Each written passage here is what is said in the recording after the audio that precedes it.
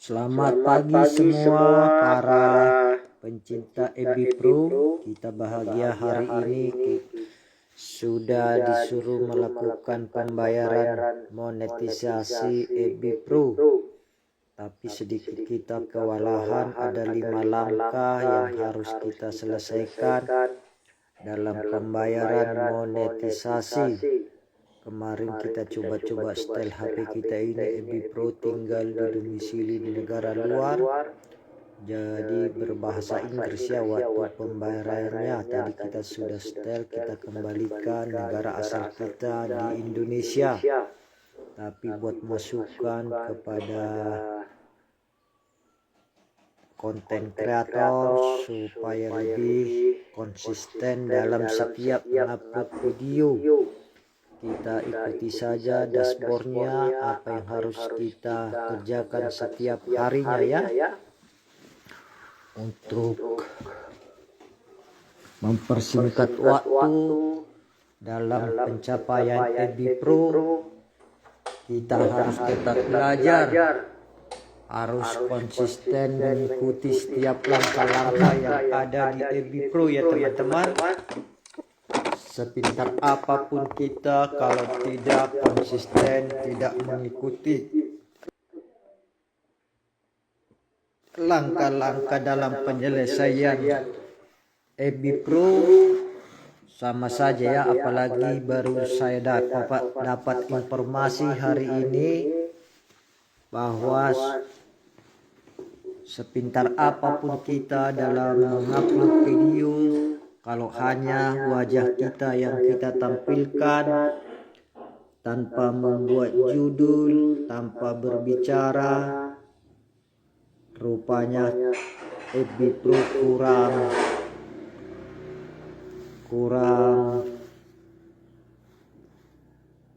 kurang apa ya istilahnya ya, kurang menangkap algoritma di EB Pro kita. Sebaiknya kita harus menampilkan wajah, baik itu membuat siaran langsung atau ketika membuat video reel.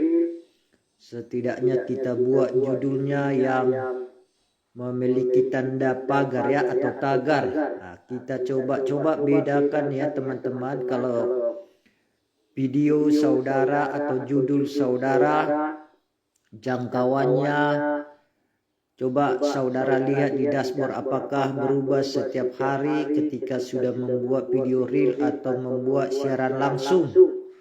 Bisa saudara lihat jangkauannya ya teman-teman, apakah ada perubahan. Seperti channel Facebook Rusman Syalagan ini jangkauannya sudah sampai ke luar negeri. Kita bisa cek di pemirsa ya, di dashboardnya.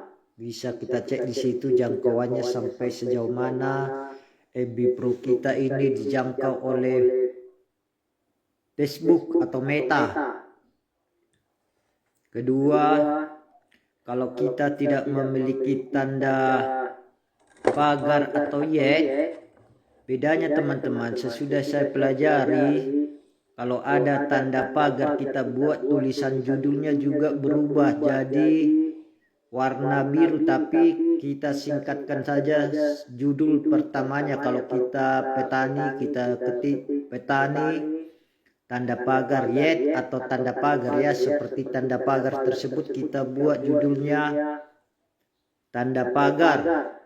Kita kalau petani kita buat petani, kalau pengusaha kita buat pengusaha, kalau penjahit kita buat penjahit, atau kalau sebagai dosen kita buat tutorial atau apapun jenisnya ya, kita buat singkat saja, baru kita sambung dengan kalimat berikutnya. Tapi itulah buktinya kalau kita ada perubahan dengan membuat tanda pagar di judul, tulisannya akan berubah menjadi biru. Ini juga lah sering orang bertanya kepada saya, kok judulmu berwarna biru, bukan seperti saya tulisannya warna hitam katanya. Jadi itulah yang bisa saya sampaikan pada pagi hari ini. Begitu juga untuk langkah monetisasi, itu ada 5 langkah ya untuk bisa mendapat pembayaran. Saya sendiri masih kewalahan tadi ya, baru 4 langkah yang saya ikuti. Terima kasih teman-teman. Di pagi hari ini kita tadi banyak melihat YouTube, perkembangan channel YouTube Rusman Syalagan. Sudah 1,5 juta penontonnya. Mohon juga lah untuk dibantu di subscribe di channel YouTube. Klik yet Rusman Syalagan 1531. Mohonlah dibantu untuk subscribe juga ya. Begitu juga di channel YouTube TV Johnson. Mohon diklik yet seperti tanda ya teman-teman, yet bang garis bawah JHON 844. Pagi ini saya sebelum berangkat ke kantor saya akan menerangkan sedikit mengenai korupsi ya teman-teman, penyalahgunaan kewenangan yang berimplikasi pada terjadinya tindak pidana korupsi. Karena baru-baru ini saya sering membuka di YouTube, di Facebook bahwa sering terjadi tindak pidana korupsi, khususnya sudah sampai ke tingkat pemerintahan yang paling rendah ya teman-teman, khususnya kepala desa atau pangulu. Sangat memprihatinkan, tapi sedikit saya akan menceritakan ya teman-teman. Kalaupun kita ada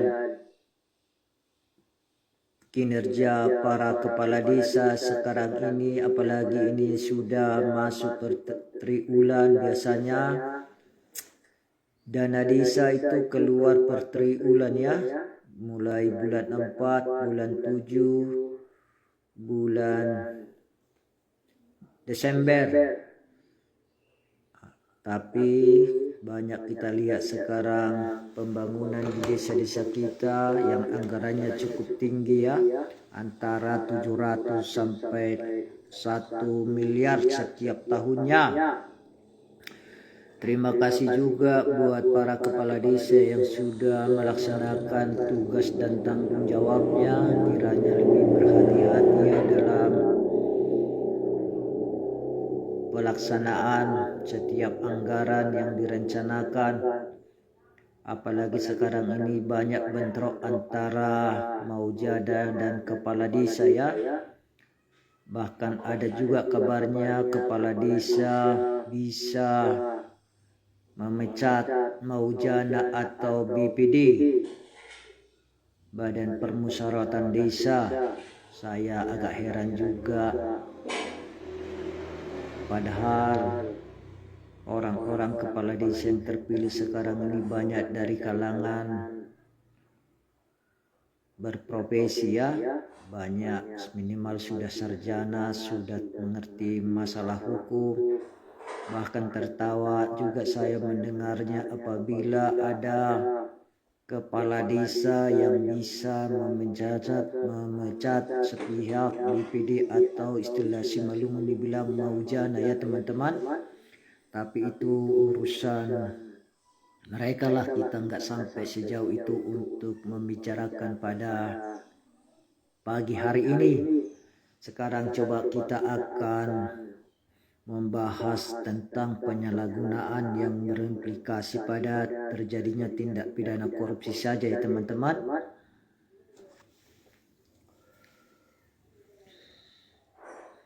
Pada saat ini memang penyalahgunaan wewenang yang berimplikasi pada terjadinya tindak pidana korupsi paling banyak terjadi karena pelakunya bukan hanya berasal dari orang-orang yang menduduki jabatan atau kedudukan strategis dalam sistem pemerintahan dan kenegaraan yang berada di ibu kota negara saja, tetapi sudah sampai ke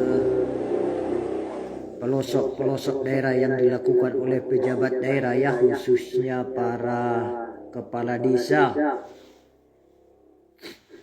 Namun tipe korupsi ini telah menjalar hingga ke pelosok-pelosok ya, khususnya kepala desa seperti saya bilang di atas.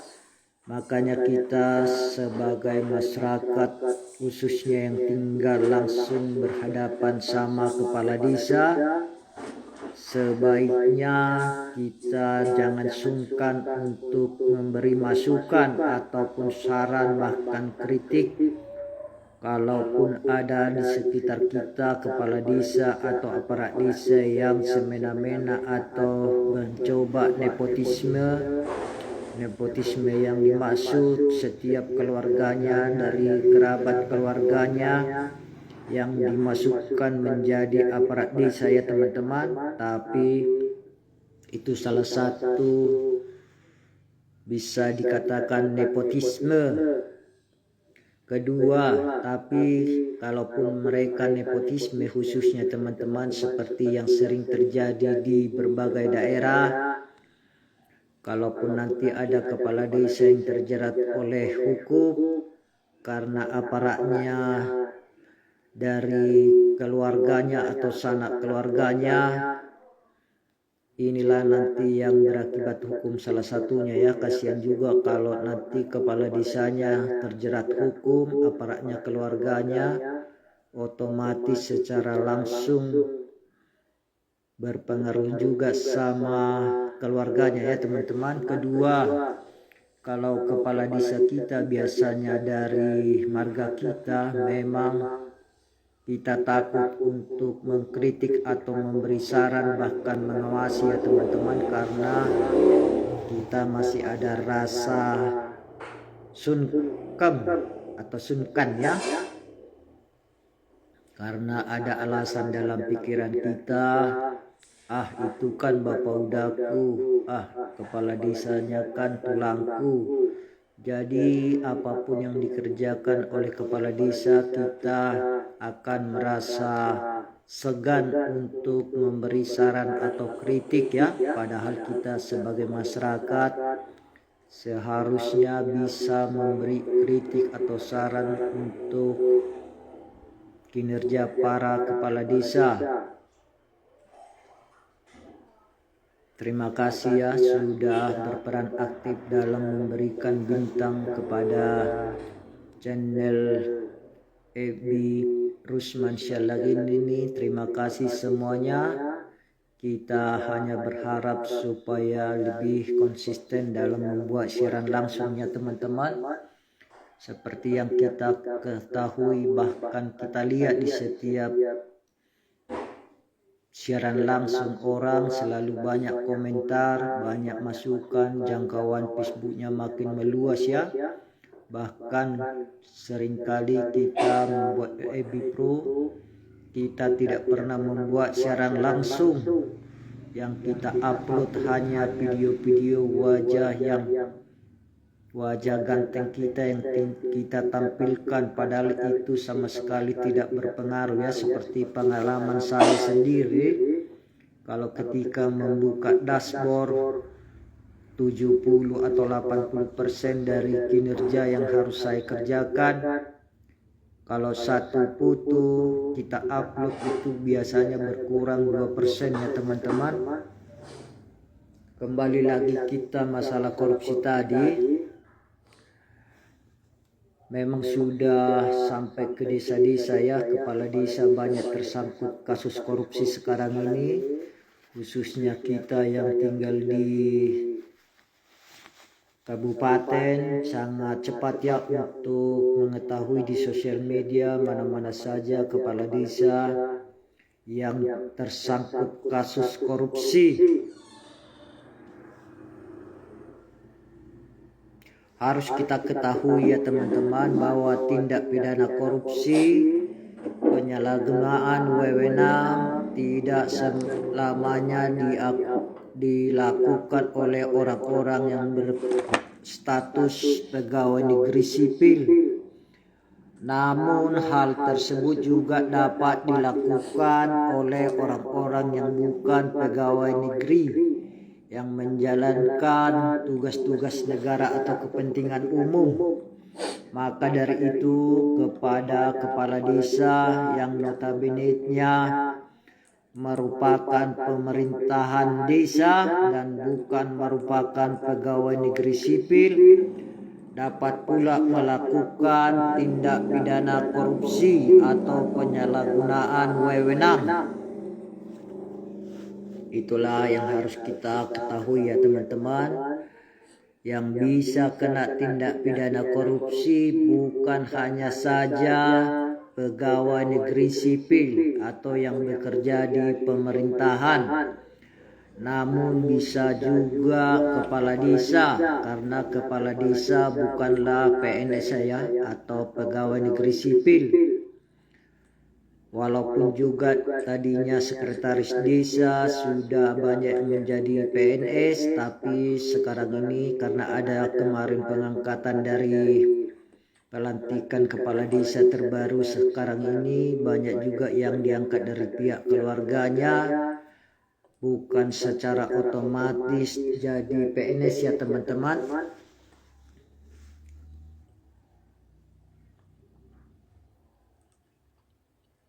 Semakin meningkatnya kepala desa yang melakukan tindak pidana korupsi, penyalahgunaan kewenangan, dapat kita lihat pada banyaknya perkara yang diadili oleh hakim di pengadilan, khususnya pengadilan negeri. Sudah kita lihat ya di sosial media, banyak kepala desa yang terjerat hukum kasus tindak pidana korupsi. Kasihan juga kadang-kadang saya lihat ya. Makanya kadang-kadang kalau saya pikirkan, terlalu ambisi pun kita untuk menjadi pejabat pemerintahan, sudah mengeluarkan banyak uang untuk sosialisasi, ternyata tanpa kita sadari juga ada niat dan kesempatan, padahal secara langsung dari pemerintah sudah memberi kita insentif, gaji sebagai tunjangan, lengkap semua ya, sudah memenuhi standar, bahkan dapat komisi lagi dari proyek-proyek anggaran sekian persen. Di luar itu ada juga niat kita terkadang timbul ya, ada kesempatan untuk menggelapkan apa yang dianggarkan oleh pemerintah ya. Makanya kita sebagai masyarakat harus tetap yang mengawasi setiap tindakan dari para penegak hukum, bahkan aparat-aparat desa ya teman-teman. Penyalahgunaan kewenangan yang pelakunya adalah kepala desa. Salah satunya adalah tindak pidana korupsi, penyalahgunaan wewenang. Inilah yang bisa saya sampaikan, penyalahgunaan wewenang oleh kepala desa. Seringkali kita tidak bisa mengendalikan ya kalau ada kesempatan. Bahkan seperti yang kita ketahui sendiri, khususnya karena kita tinggal di Simalungun, sudah banyak laporan dari masyarakat mengenai para kepala desanya ya. Salah satunya yang bisa kita lihat, kita klik aja di Facebook, di Google, khususnya di Simalungun sudah banyak kepala desa yang terjerat hukum ya teman-teman. Mudah-mudahan semakin waspada kita dalam setiap bertindak.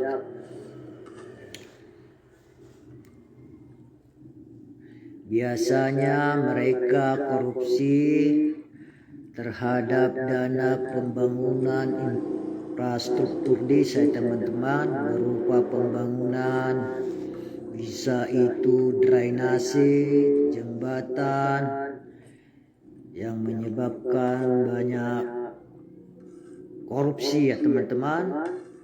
Kita juga harus tetap, kalaupun ada nanti proyek-proyek drainase atau jembatan atau proyek-proyek publik yang harus dikerjakan oleh kepala desa dari anggaran dana desa, kita harus bisa mengawasi. Memang sudah ada pengawasan dari inspektorat maupun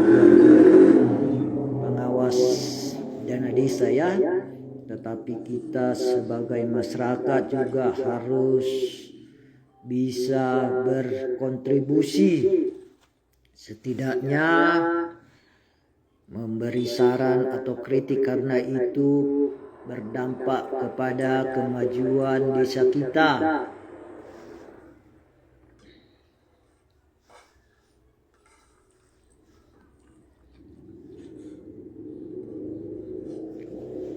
Memang sejarahnya teman-teman, sejarah perundang-undangan korupsi ini berdasarkan sejarah.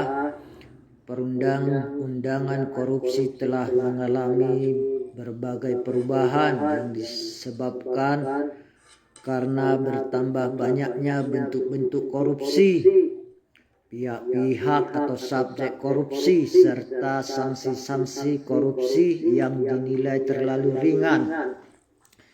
Terima kasih juga buat pemerintahan Presiden Prabowo yang senantiasa sekarang ini sudah memberantas para koruptor, khususnya yang tadinya semenjak pemerintahan sebelumnya belum ada gebrakan untuk para koruptor, mafia-mafia, khususnya pertambangannya yang mengaut keuntungan triliunan rupiah. Kini Presiden Prabowo, sebagai kita bangga sebagai pendukungnya juga, sudah membuat satu gebrakan mulai dari pemerintahan pusat bahkan ke daerah, khususnya desa-desa sudah banyak ditangkap para koruptor besar ya teman-teman. Yang tadinya juga kepala desa sulit untuk terjerat hukum kasus korupsi, kini sudah marak ya di mana-mana. Para inspektor, subinspektorat sudah mulai turun dari kabupaten, provinsi ke desa-desa. Syukurlah, terima kasih juga para bupati kepada gubernur sudah menurunkan bawahannya untuk bisa langsung terjun ke pemerintahan paling rendah ya, khususnya desa-desa.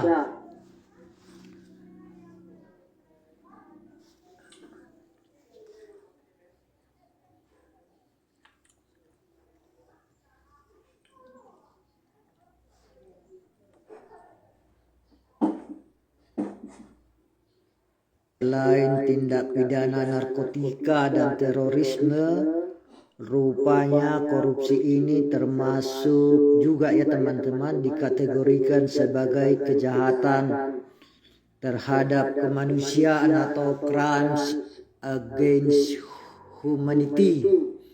Dengan demikian, penanggulangan korupsi harus dilakukan dengan aspek yuridis yang luar biasa atau extraordinary enforcement, dan tindakan-tindakan yang luar biasa pula atau extraordinary measures.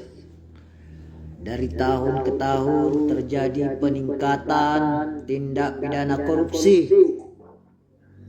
Berdasarkan hasil survei Transparency International Indonesia